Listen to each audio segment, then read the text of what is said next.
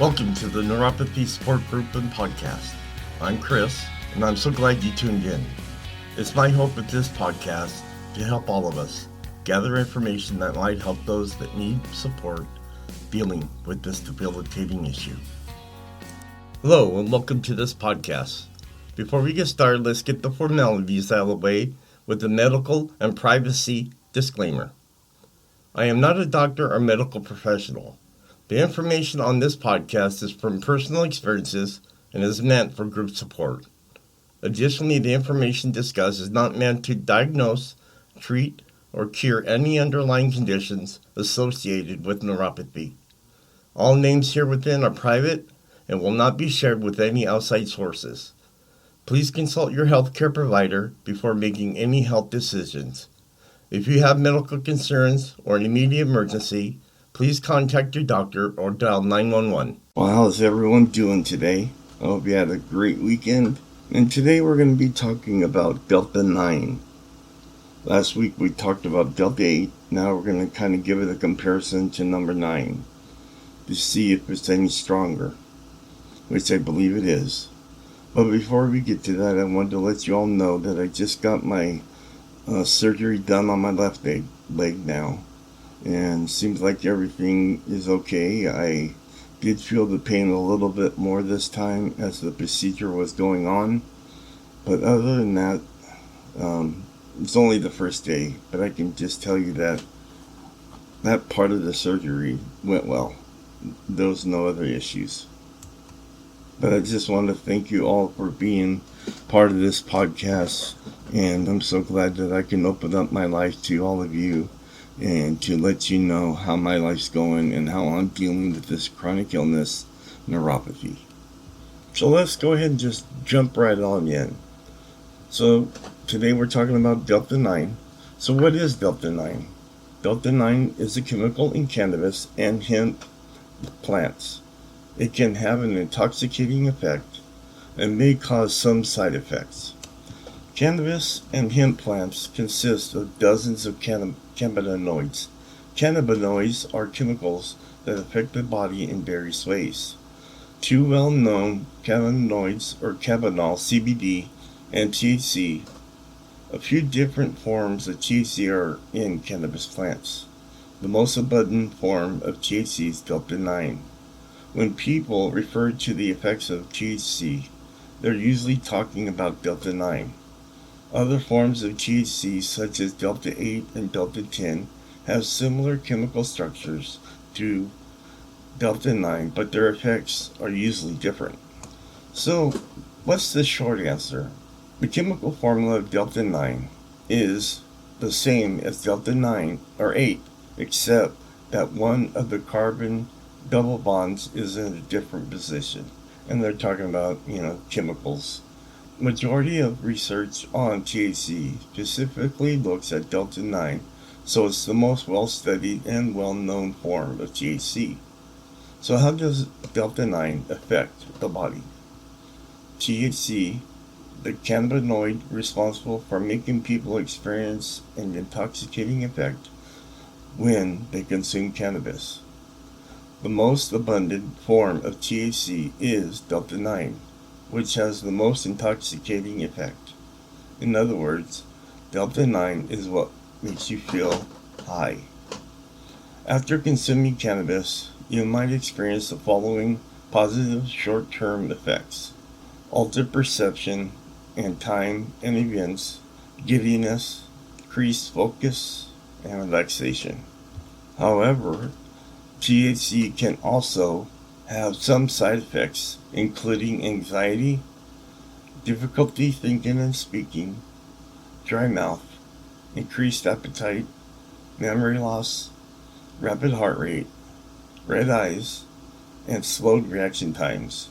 Like CBD, people have associated Delta 9 THC with a number of potential medical benefits.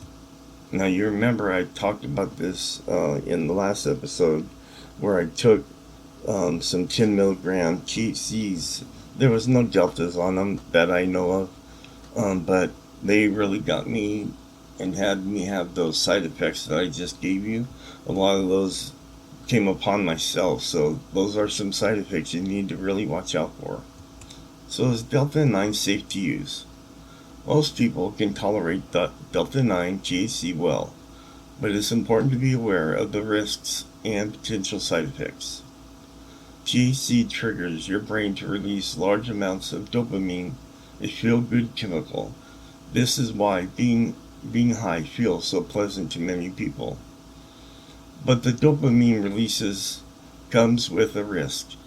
As many as 30% of people who use cannabis develop cannabis use disorder. It's possible to experience cannabis withdrawal symptoms if you go from using cannabis regularly to stop using. And that seems to me like the standard that goes along with medication, that you shouldn't stop it all of a sudden. You should talk to your doctor first. According to 2021 research, THC might be able to treat anxiety. So it's able to treat anxiety, but it may also give you anxiety. That's okay. That kind of contradicts itself, but also it may help to treat glaucoma, insomnia, low appetite, muscle issues, obstruction, sleep apnea, nausea, and pain. The FDA approved some medications containing THC to treat medical conditions. For example, experts use a synthetic form of Delta 9 THC, which they use to stimulate appetite in people with HIV, people undergoing chemotherapy, and people with anorexia. So, are side effects possible when using Delta 9? Yes. THC, including Delta 9 THC, can have side effects. Many of the common side effects of THC are temporary. These side effects can include anxiety, dry mouth, increased appetite and heart rate, memory loss, red eyes, and slowed reaction times.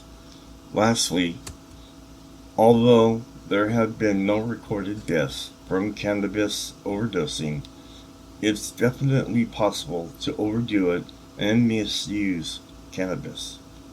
Using too much cannabis might make you feel anxious, confused, or dizzy. To avoid an unpleasant experience, pace yourself. In rare cases, high doses of cannabis can also cause hallucinations, paranoia and panic attacks, and nausea and vomiting. Usually, negative experiences with cannabis go away as you come down from the high. If you're experiencing a bad high, try to relax and hydrate. Remember that the effects are temporary. If possible, consider discussing THC with a doctor or another health professional before trying it yourself, especially if you're hoping to use it to treat a medical condition. Look for the knowledgeable cannabis-friendly doctor. Does Delta 9 use carry risks? Beyond the above mentioned side effects, there are some risks of Delta 9. If you consume cannabis by smoking, remember that smoking anything, including cannabis, can affect your lungs and throat. Some 2018 research suggested that smoking cannabis can cause bronchitis, and it might increase your chances of developing a chronic obstructive pulmonary disease. Early cannabis use might also affect brain development. Some research from 2014 suggested that cannabis can affect your brain development if you use it in adolescence. Researchers found that people who started using cannabis in their teens were more likely to experience memory and learning difficulties, but it was unclear whether these effects are permanent. So is Delta 9 legal? Delta 9 THC isn't federally legal in the United States. However, each state has its own laws. In some states, cannabis and cannabis derivatives like Delta 9 THC are only legal for medical use, while in others, it's legal for recreational use. Cannabis laws are consistently changing. You can find out more about your state's current cannabis laws by looking at a website called Normal's Helpful Map. I'll make sure that I give you a link to that so you can go directly, so that way, because you might not know how, actually it's not spelled normal, so I'll make sure you get that information. So now let's go ahead and ask ourselves, what should you look for when selecting a product? The FDA does not regulate Delta-9 THC products. It's important to research a company or vendor before purchasing these products. I do have a good affiliate page for these products that are very trusted products, and if you want that information, just send me a email at cknouf, that's CKNOUF 24, that's a 2 and a 4, at yahoo.com, or just send me a message on my Facebook page at Neuropathy Support Group and Podcast. When it comes to buying THC products, it's best to purchase from a reputable company. It's safer to buy products tested by a third-party lab. You should be able to read these lab reports on the company's website. Of course, if you're purchasing cannabis from a local grower, they might not be able to have their products lab tested, or this doesn't necessarily mean that the cannabis is bad. You can ascertain quality by inquiring how their products are grown, asking them which product to choose for your direct effects, relaxation, productivity, sleep. Talking with their other customers or getting a recommendation is always a good idea, and that's what I'm doing here, is recommending this one group that I have. If you're not used to using cannabis, it's safer to start with a low dosage. Because of this, it's best to go with a product that is not very high in THC usually.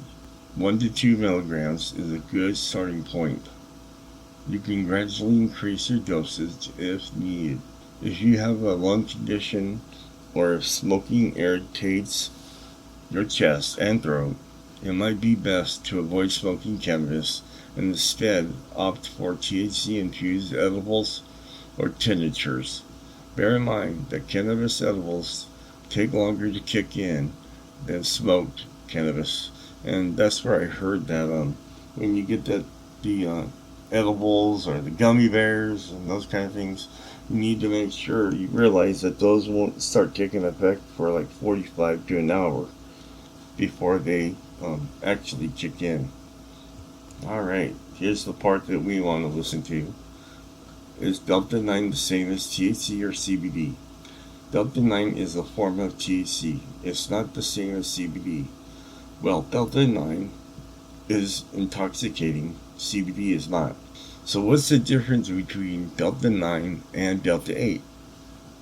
Chemically, Delta-8 and Delta-9 are very similar. They are a chemical formula which share the same chemicals. The difference between Delta-8 and Delta-9 is that one of the carbon-carbon double bonds is in a different location. So it's just mixed up differently.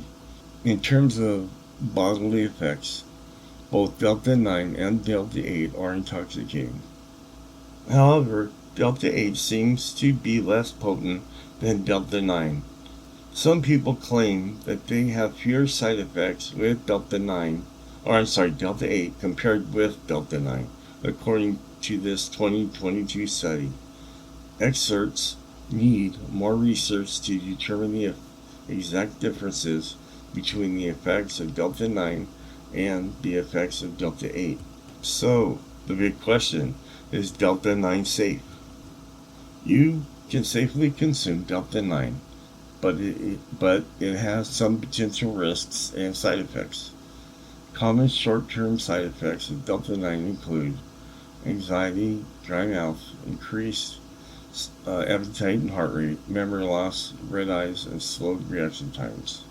Rarer short-term effects of cannabis can include hallucinations, paranoia and panic attacks, nausea, and vomiting.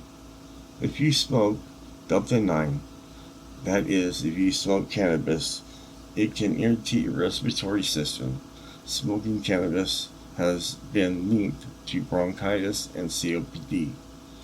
If you want to use Delta 9 products for medical reasons, it is best to speak with a cannabis clinician before using it yourself. I keep feeling that some of these questions are just repeating themselves, especially like this one. Is Delta 9 legal? In the US, Delta 9 THC products are legal in some states and illegal in others. In some states, cannabis is legal for medical purposes, and in others, it's legal for recreational purposes. So this is where it's saying to look at that map again, NORML's map of cannabis laws, to learn more about your state's policies on cannabis use. Can Delta 9 get you high? Yes, in fact, Delta 9 is the most abundant form of THC in cannabis plants. THC is the chemical that makes cannabis intoxicating. So here is the bottom line. Delta 9 is the most common and well-studied form of THC. It's an intoxicating chemical that people can use for medical purposes. As always, it's important to exercise caution when using cannabis products. Only buy cannabis from reputable vendors and avoid taking too much at once. So I'm going to go ahead and finish up with another article that I found, and it's saying here, what is Delta 9 and why is it so dangerous? Delta 9 is becoming more popular, but it's a dangerous substance to consume. Delta 9 is legal in many states and promises to alleviate stress and anxiety. But for many people, using Delta 9 causes many more problems than good because it's a highly addictive substance that can negatively impact your health. Delta 9 can cause several hallucinations and delusions. The drug effects can last up to 12 hours, and users often report feeling out of control and disconnected from reality. The drug can bring many physical side effects, including increased heart rate and blood pressure and panic attacks. Because of its potent effects, Delta 9 has been a concern for medical professionals for a while. However, it's only recently that the drug has become more widely available. As more and more people begin to use Delta 9, the number of hospitalizations and deaths associated with the drug is likely to increase. So now we talk about the medicinal history of Delta 9. Marijuana has been used for centuries for its medicinal properties. However, recent studies show that marijuana may have more harmful effects than good ones. Marijuana use has been linked to an increased risk of anxiety and depression. Moreover, smoking marijuana can damage the lungs and increase the risk of lung cancer.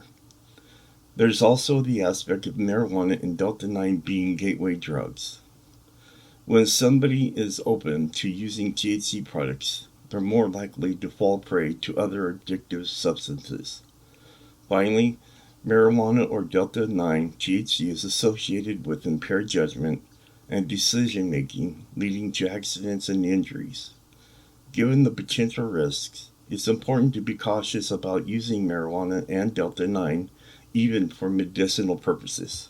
Now, I can't speak for others, but for me, I haven't used these products, Delta 8, 9, and 10, which we're going to talk about next week, but, I have thought about it. But the thing is, like many probably, I'm kind of timid and scared to do this. But, whenever they talk about gateway drugs, I'm not sure about that. I don't have a feeling to go on and use anything else because I do smoke cannabis, but it's in a vape.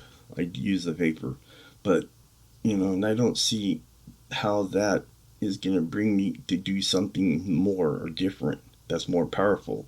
I mean, I take Oxycodone and Oxycontin, and those haven't driven me to do anything more So, this is different for everybody. Not everybody's the same. So here's signs of an addiction to Delta 9. Spotting the early signs of addiction can save a life. Addiction is a serious problem that can have a profound impact on every aspects of your personal life. If you suspect someone you know is struggling with addiction, it is important to be aware of the signs and symptoms. These can include changes in mood or behavior, secretive or isolated behavior, problems at work or school, financial difficulties, and changes in appearance. If you notice any of these signs, you should reach out and offer help. Addiction is a complex disease, and recovery often requires professional treatment. However, by offering your support, you can make a difference in the life of someone struggling with addiction. And finally, as I close this episode, how to get on the road to recovery. Thankfully, many resources are available to help people recover from Delta 9 addiction. And with the right support, it is possible to rebuild your life. The first step is to reach out for help. Try talking to a trusted friend or family member, or seek professional help with a counselor or therapist. Inpatient and outpatient recovery programs can be a great way to lead a serene, sober life also. It's also important to avoid triggers that may cause you to use Delta 9 again. Of course, the best thing to do is contact your doctor so they can help you find a place where you can go for substance abuse. So that's the end of this episode where we talked about Delta 9. Next week we'll be talking about Delta 10, and you'll get a comparison on how these three work. Also, Delta 10 is the one that but is the newest of the Deltas that have come out. But again, thank you for all being here. I hope you got some good information here for you. If you know somebody or you use it yourself, Delta 9, just be careful. You should talk to somebody like a doctor or physician before using it, and make sure that you take it slowly and small little steps if you're going to start using it. But again, don't go by what I say, go by what a doctor says. You're going to get a better understanding and professional help. But hey, I'll see you guys next Monday. I hope you have a great week. Take care and be safe. Bye. As we come to a close, it's my hope this podcast and other sources, such as product reviews that I have discussed today, can better our lives and give us some relief dealing with neuropathy. This episode plus others are posted every Monday on Facebook, Twitter, Instagram, iTunes, Spotify, and Stitcher. And finally, whatever life throws at you, even if it hurts you, just be strong and fight through it. Remember, strong walls shake, but never collapse. Talk to you next Monday.